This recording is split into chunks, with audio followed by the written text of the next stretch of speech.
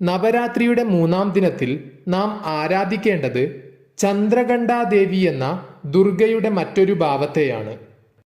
നവരാത്രി കാലത്ത് ദേവീപ്രീതിക്കായി പ്രത്യേക ചിട്ടവട്ടങ്ങളോടെയുള്ള ഉപാസനയാണ് നടക്കുന്നത്.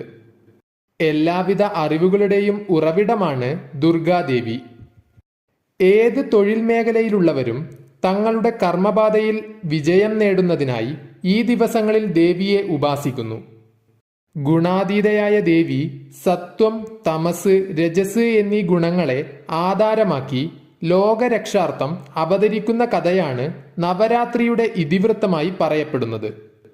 നവരാത്രി കാലത്തെ അനുഷ്ഠാനങ്ങളിൽ പ്രാധാന്യമുള്ളവയായി പറയുന്നത് അഷ്ടലക്ഷ്മി ബലി, ജയദുർഗാ പൂജ, രാജമാതംഗി പൂജ, മംഗളഗൗരി പൂജ, ഹംസവാഗീശ്വരി ബലി എന്നിവയാണ്.